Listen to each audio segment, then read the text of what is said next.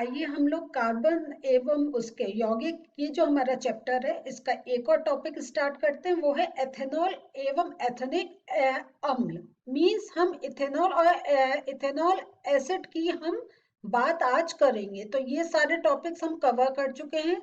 आज जो हमारा टॉपिक है ये जो एथेनॉल मीन्स, जब हम ऑल की आवाज सुन रहे हैं इसका मतलब है हम कौन से ग्रुप की बात कर रहे हैं। बिल्कुल ठीक सोच रहे हैं, अल्कोहल ग्रुप की। तो उसका अब हम देखते हैं कि एथेनॉल की क्या खासियत है और इसके बारे में हम और क्या जानकारी ले सकते हैं। तो एथेनॉल का सामान्य नाम क्या होता है? Ethyl alcohol. और ये जो होता है ये प्राय अल्कोहल कहा जाता है, क्योंकि अल्कोहलिक पेय में एथेनॉल एक बहुत इंपॉर्टेंट एक कंपोनेंट होता है। तो मीन्स जो हम अल्कोहल की बात करते हैं वो यही है। और ये जो होता है इसका थोड़ी सी भी अगर हम मात्रा में इसका सेवन करते हैं तो ये नशा करता है। और जो बिल्कुल एक प्योर अल्कोहल होता है, शुद्ध अल्कोहल जो होता है, वो बहुत एक घातक होता है। और ये जो शुद्ध अल्कोहल को हम एब्सोल्यूट अल्कोहल भी कहते हैं।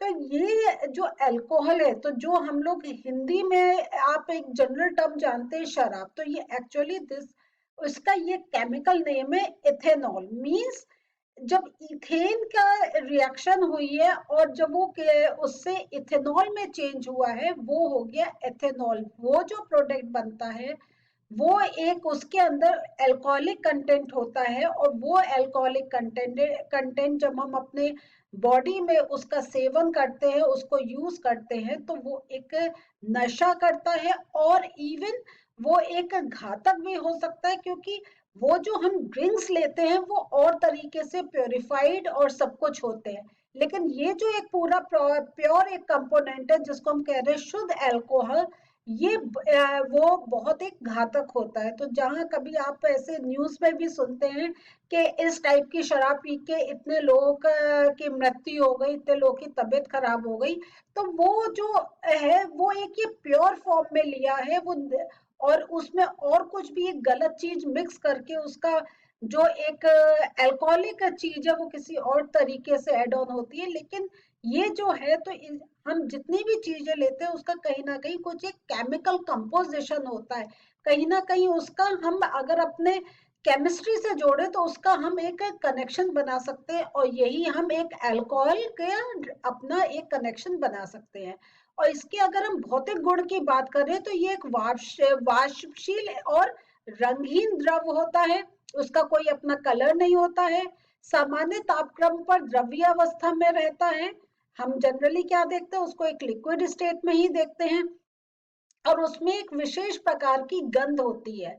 तो कोई भी अगर जैसे कहीं भी अगर इसका सेवन हो रहा है, या कोई अगर इसका सेवन करके आपके पास खड़ा है, तो वो जो उसकी एक पिक्यूलियर एक बड़ी डिफरेंट सी स्मेल आती है, जिससे आप एकदम गैस कर लेते हैं कि इस व्यक्ति ने इसका सेवन करा हुआ है।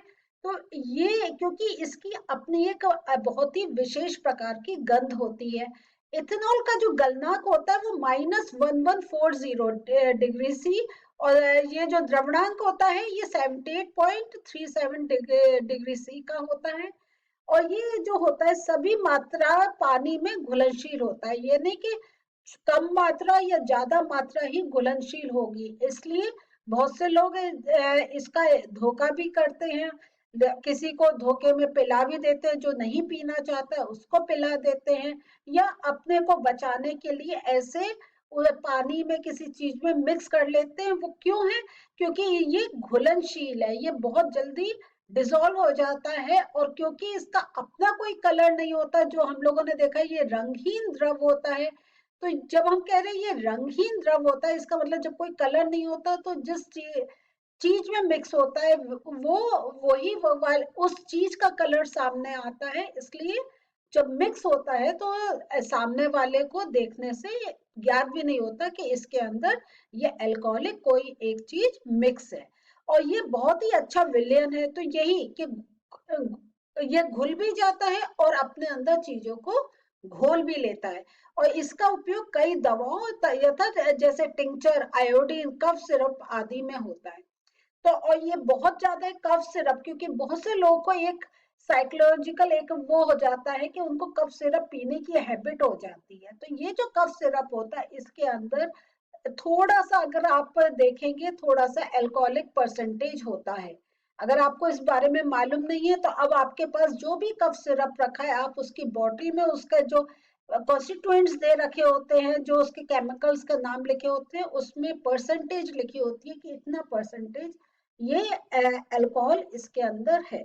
लेकिन वो उतना ही होता है जितना एक मात्रा एक दवाई के रूप में ली जा सकती है, उतनी ही मात्रा होती है। उससे ज्यादा अगर मात्रा होगी तो यही पे एक हमें नशा क्रिएट कर सकता है।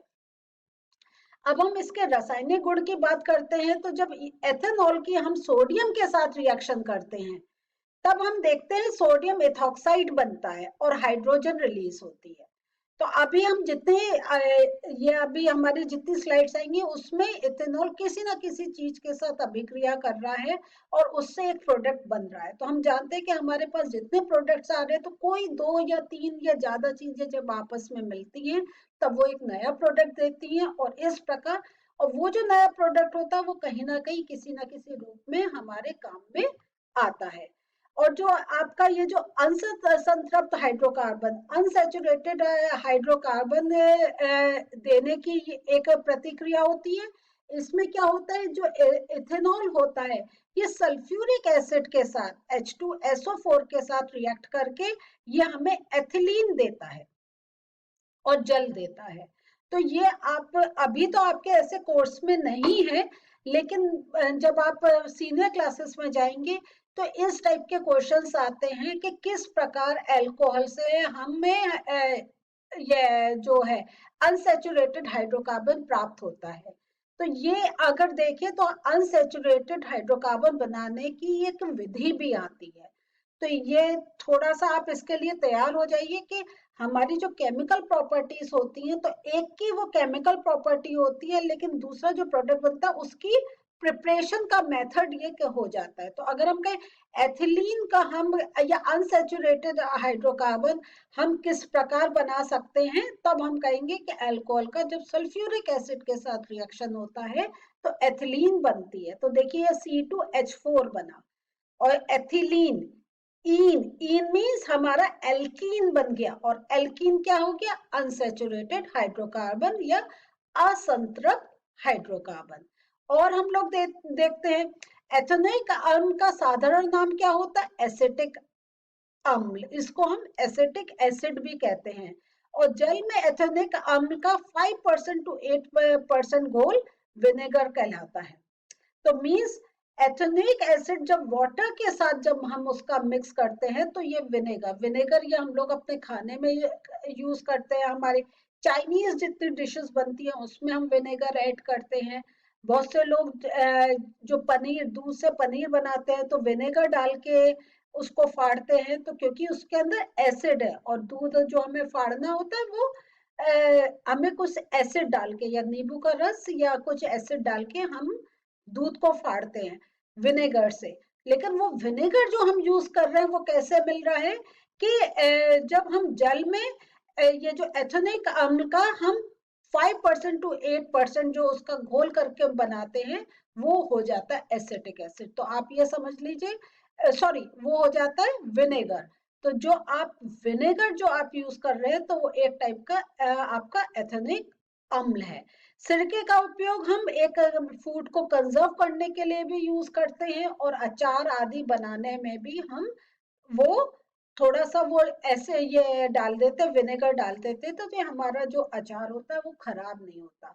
और ये जो सिरका होता है इसमें जब हम होटल में जाते हैं तो उसके अंदर ये आपका अनियन जो प्याज होता है, अदरक होती है, ऐसे भी डाल के उस चीज को ये बनाते हैं वो विनेगर, क्योंकि ये एसिड है, थोड़ा सा खट्टा टेस्ट होता है। तो जो जिस प्रोडक्ट में मिलाते हैं उसमें हमें थोड़ा सा एक खट्टापन स्वाद में आता है।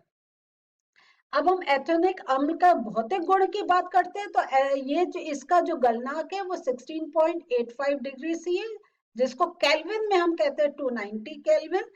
एथेनिक अम्ल क्या होता है, बाहर जो होता है ठंड जलवायु वाले जगह में ये जम जाता है, इसलिए एथेनोइक अम्ल को ग्लेशियर एसिटिक अम्ल भी हम कहते हैं। तो ये आपसे ये इम्पोर्टेंट आपकी लाइन है, इसको आप चाहें तो नोट कर सकते हैं कि ग्लेशियल एसिटिक अम्ल किसे कहते हैं। तो ये आपका एथेनोइक अम्ल आ गया। अन्य कार्बनिक अम्लों की तरह ही एथेनोइक अम्ल भी एक क्या है, कमजोर अम्ल है तथा ये जलीय घोल में पूरी तरह आयनीकृत हो जाता है। तो ये जो अम्ल होते हैं ये हमारे एक वो होते हैं कि वीक एसिड या स्ट्रॉन्ग एसिड। तो जो वीक होते हैं वो क्या होते हैं, वो ब्रेक डाउन हो जाता है कि उनका जो हाइड्रोजन आयन जिसकी वजह से उनके अंदर एसिटिक गुण है वो सेपरेट हो जाता है। तो ये सब आप लोगों का आगे के लिए है, लेकिन अभी आपका बस एक इंट्रोडक्शन है। इसको आप समझते जाए कि जो एथेनिक अम्ल है इसको हम कमजोर एसिड कहते हैं, इसका दूसरा नाम ग्लेशियर एसिटिक एसिड है। और ये एक अम्ल है जो ज्यादा ठंडी वाली जो जगह होती है वहां पे ये जम भी जाता है।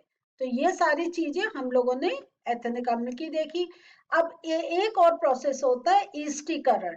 तो इसमें क्या हो रहा है, होता है इसमें एसिटिक एसिड और इथाइल अल्कोहल आपस में मिलकर एस्टर बनाते हैं। और देखिए ये से हम एस्टर को एसएससी डबल बॉन्ड ओ ओ करके दिखाते हैं।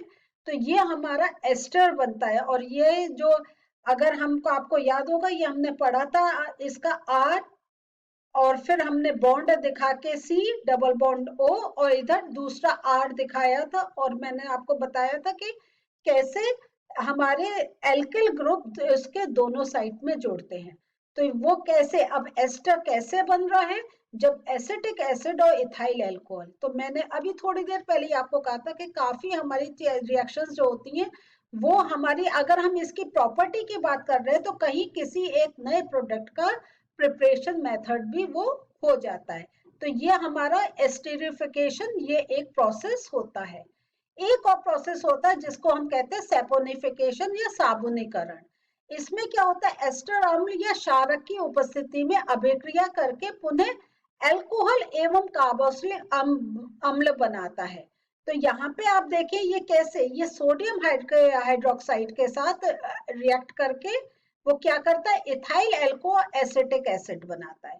तो ये जो हमने अल्कोहल के बनने की प्रिपरेशन में देखा था, अब जब ये हमारा ये जो एस्टर जो है, अभी हमने देखा था एस्टर कैसे बनता है, लेकिन अब उल्टा देखा, अगर एस्टर सोडियम हाइड्रोक्साइड के साथ रिएक्ट कर रहा है तो वो हमें अल्कोहल और एसिड वापस हमें दे रहा है। और इस प्रतिक्रिया को हम सैपोनिफिकेशन भी कहते हैं, क्योंकि इसी प्रक्रिया के द्वारा ही हमारा साबुन बनाने की प्रोसेस चलता है।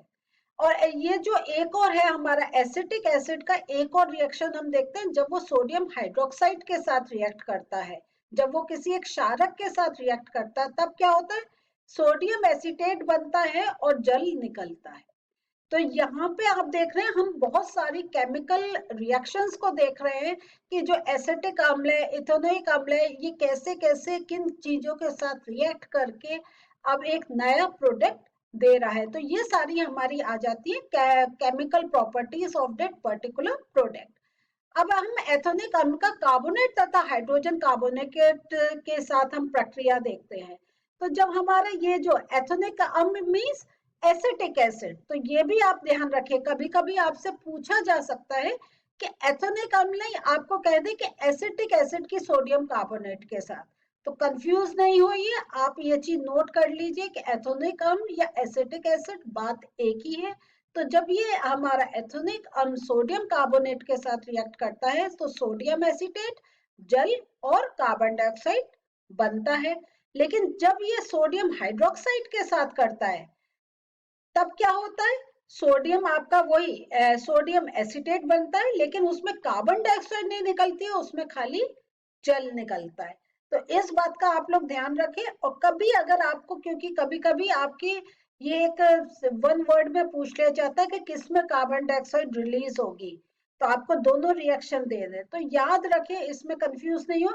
जब सोडियम कार्बोनेट है तो कार्बोनेट है तभी कार्बन डाइऑक्साइड रिलीज हो रही है, जब यहाँ पे कार्बोनेट है ही नहीं तो कार्बन डाइऑक्साइड रिलीज ही नहीं होगी।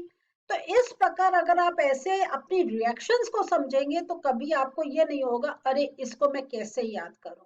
तो सिंपल है, हमें ये याद रखना है कि जो हमारा एथेनिक अम्ल या आपका एसिटिक एसिड, बात एक ही है, उसका सोडियम कार्बोनेट के साथ या सोडियम हाइड्रोजन। हम आगे और रिएक्शंस देखते हैं एथेनिक अम्ल का कार्बोनेट तथा हाइड्रोजन कार्बोनेट के साथ। तो जब ये जो एथेनिक अम्ल है ये जब सोडियम कार्बोनेट के साथ रिएक्ट करती है तो वो सोडियम एसीटेट जल और कार्बन डाइऑक्साइड देती है। और जब वो सोडियम बाइकार्बोनेट के साथ मींस सोडियम हाइड्रोजन कार्बोनेट के साथ जब वो रिएक्ट करती है तब भी सोडियम एसीटेट जल और कार्बन डाइऑक्साइड हमारा बनता है। हम दोनों में देख रहे हैं कि सोडियम एसीटेट बन रहा है, जल बन रहा है और कार्बन डाइऑक्साइड बन रहा है। लेकिन बस जब हम इसको बैलेंसिंग में देखते हैं तो यहाँ पे हम देखते हैं कि यहाँ पे क्योंकि Na2 आ गया है तो ये थोड़ा सा हमारा एक डिफरेंस आ जाता है कि उसमें 2 मॉलिक्यूल्स ऑफ सोडियम एसीटेट है और यहाँ पे खाली सोडियम एसीटेट है। लेकिन दोनों ही रिएक्शन में जो प्रोडक्ट है वो बिल्कुल सेम है। अब हम लोग देखते हैं कि ये जब हमने अल्कोहल की बात करी थी, ये आपकी बुक में दे रखा है कि किस प्रकार जो अल्कोहल है वो सजीव प्राणियों पर प्रभाव डालता है, जो हमने अभी थोड़ी देर पहले ही डिस्कस करा था। तो इसको आप और ध्यान से देख लीजिएगा। जो इम्पोर्टेंट है वो लाइन कि ये जो होता है मेथनॉल, जो लिवर होता है इसकी कोशिकाओं के लिए ये बहुत घातक होता है। इसलिए जो लोग ज्यादा ड्रिंक करते हैं उनका लिवर पे बहुत ज्यादा एक इफेक्ट पड़ता है। और जो एक जो और चीज आ जाती है कि इसकी जो लोग इसका कंजम्पशन करते हैं तो उनकी मानसिक दुविधा और ये जो है जो काम करने का जो एक उनके अंदर कैपेसिटी है वो सब काफी कम हो जाती है। तो ये आपकी बुक में दे रखा है, ये आप लोग और डिटेल में पढ़ लीजिएगा। एक और चीज है कि ईंधन के रूप में भी हम अल्कोहल को यूज कर सकते हैं। तो और दूसरा जो इम्पोर्टेंट पॉइंट है कि गन्ने का रस मोलिसस ये क्या सिरा बनाने के उपयोग में लाया जाता है, जिसका हम फर्मेंटेशन करके किण्वन करके इथेनॉल तैयार करते हैं। तो गन्ने के जूस का भी अगर हम किण्वन करें, उसको फर्मेंटेट करें तो अल्कोहल प्राप्त हमें हो सकता है। तो ये हम लोगों का आज का सेशन था जिसमें हम लोगों ने देखा कि किस प्रकार इथेनॉल जो है वो केमिकल एक कंपोनेंट है, लेकिन उसको हम एक जनरल उसमें अल्कोहल रूप में जानते हैं। और हमने और सब डिटेल में देखा कि उनका जो ये जो केमिकल रिएक्शंस है जो एक फिजिकल प्रॉपर्टीज भी पढ़ी और केमिकल प्रॉपर्टीज भी पढ़ के देखा कैसे दो आपस में मिलकर नए नए कंपाउंड्स बनाते हैं। अगले सेशन में फिर मिलते हैं। बाय।